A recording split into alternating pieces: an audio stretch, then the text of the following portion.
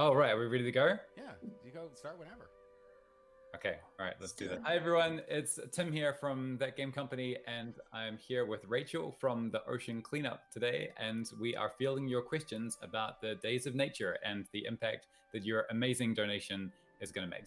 She's going to be talking with us about the impact of those donations and how that money is going to be put to use and the story of Ocean Cleanup. So I want to lead by saying, thank you again to everybody for the ways that you supported the event and the project, from buying the capes and playing the quests and engaging with the nature-themed prompts and talking about your love for the ocean and ocean animals, and even doing this incredible fan art. To everyone who donated, I just wanted to say thank you on behalf of the entire team with a big, sincere thank you. Thank you so much. So through the sales of the event, we raised over $520,000, which is going over to the Ocean Cleanup. The first question we have is from that Sky Fox asking what the donation is going to go to. So the Ocean Cleanup is a nonprofit, and everything that is donated to us goes directly into our mission. And your amazing donation is going to go into our next trip back to the Great Pacific Garbage Patch. We're redeveloping System 2, that's our ocean system, and we're going to deploy it this summer.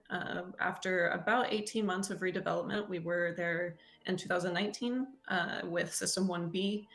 And with that system, we learned a lot about the technology, and we've spent a lot of time testing. And now we're going to go back out there and try to get a lot more plastic and learn more about the technology too. There are 5 ocean gyres, 5 main ocean gyres in our oceans. And these are where the currents converge, just create these big vortices. And the Great Pacific Garbage Patch is one located halfway between Hawaii and California. And in these gyres is where a lot of plastic collects, especially the buoyant plastic, the harder plastics, and they persist, and then they just get stuck out there and they can't escape. And so that's why they're called garbage patches. The Great Pacific Garbage Patch is the biggest one of all 5, and that is where we've chosen to start. We figured we'd start big and then work our way down. That's where we're going to deploy our technology.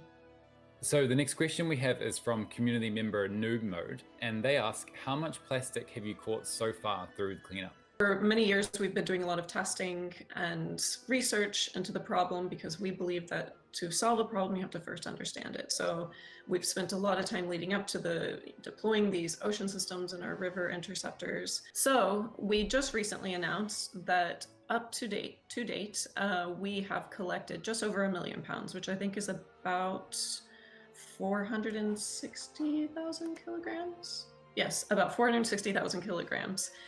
Oh, so should we go to the next one? I'm so glad I get to say that one. So our next question is from Butter Hoarder, and I really like this question. It says, how can our inaction on ocean cleanup affect nature and us if we don't act on it?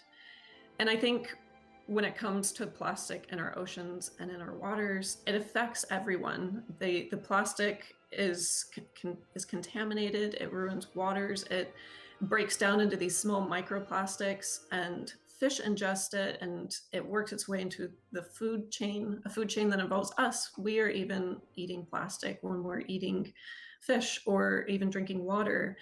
And so the longer this plastic is in the ocean, the longer it's there to break down. It's permeating our lives, I think, figuratively and literally. And so inaction, if we leave it there, it's just going to get worse. And that's kind of another reason we chose to clean up the Great Pacific Garbage Patch, because it's in between Hawaii and California. It's in international waters. It's no man's land.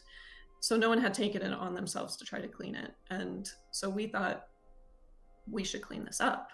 It's a very simple idea, not as easy to accomplish, but just as important. What's important to realize is that there's not just one solution. This is such a multifaceted problem. So it needs to be approached from a lot of angles. The plastic out there is going to keep polluting. And again, like, if nobody does anything, it's just going to get worse. So we do need more action upstream throughout the process.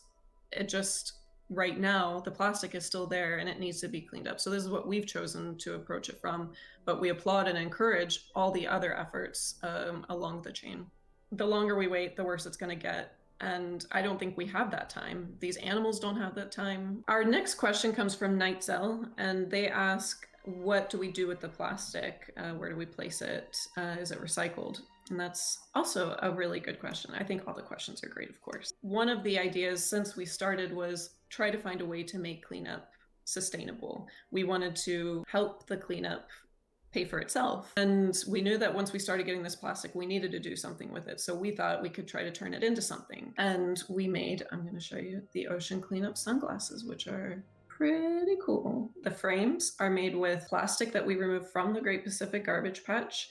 Everywhere we could use recycled materials, we could, except for the lenses because they're polarized, and so for a lot of technical reasons, they could not do that. But the hinges, the little metal plate, with every pair of sunglasses we sell, that enables the cleanup of 24 football fields worth of ocean in the Great Pacific Garbage Patch. And our goal is that once we have sold all of these, it enables the cleanup of 500,000 football fields. And in turn, the plastic that we went out and caught initially, we made into a product, and then that helped fund the next cleanup. And then we would like to keep doing that. So let the plastic clean up more plastic. The next question's from Nightzel as well, and they ask how many ocean cleanup staff are involved in the team and the missions. Currently, the ocean cleanup team is made up of about 100 people, and we're made up of engineers, scientists, computational modelers, lawyers, finance people, communications professionals.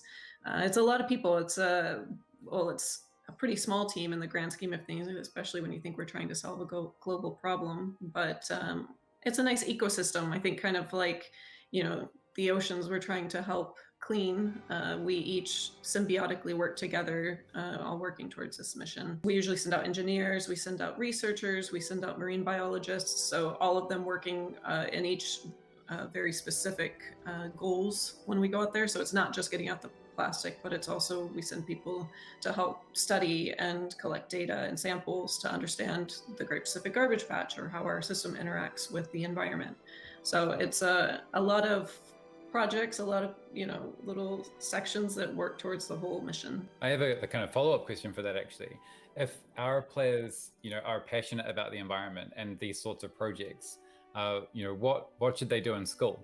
What should they study to be a meaningful part of these sorts of projects? Oh man, I mean, I don't even know if it's that there's one thing they could do. I think they can use their, then this might sound a little cheesy, but use their own strengths and apply it towards the cause, because I would have never thought that I would work somewhere at the ocean cleanup. I went to school for communications, and I love storytelling, and I am passionate about, helping to make the world a better place. And I've been able to use my skills, which are writing and PR, and apply that to the mission. So I would say, follow whatever you feel most comfortable doing and use that towards making, doing good. And I think you can do that at the ocean cleanup. Again, we have people who have studied, science, marine biology, engineers, people that study certain motion wave stuff. It's a lot of technical things too that I'm not explaining very well, but people who work in finance and lawyers. So it really is a broad spectrum, and it's just everyone using their strengths and applying it towards a mission. And again, on behalf of the whole team, thank you all for choosing the Ocean Cleanup as the nonprofit that you wanted to, as your charity of choice. And then everyone who, donated in their own ways. It's big thanks. To summarize, there's a lot of work still ahead of us. But for now, I would just like to say that I'm extremely proud of the team and all our supporters for making an impossible dream possible, and for sticking at it for all these years. So, thank you very much.